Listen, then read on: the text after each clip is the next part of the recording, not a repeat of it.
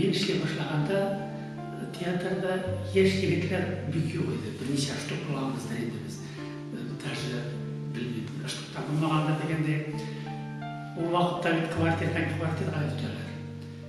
Мен енді қазір кім білен үйреген керек. Еш артыстар жоқ. Жігітлер тура келді Бәхия Вәлиева деген зор үлкен яштағы артист. Олар бізді квартираға кірді, Мүслім районында.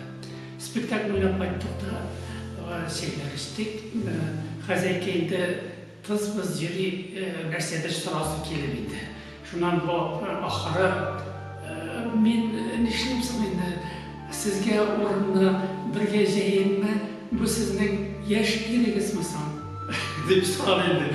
Бәхияға күліп жіберді де менде ерім болса, бұл бет менің ұлым ғана де. Шунан күліштік те, шунан біләбіт дедік ойлаған едім.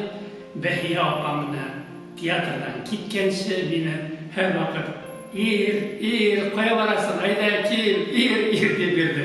Әлі қатты театрдан кетіп, Қозанда Яши башлағаштында гастрольға барғаштын біз Бәхия апаларға бардық. Бәхия апамызды қаршы алды да, о, менің ерде келген халилерді келіншекті. Мына шынды халилер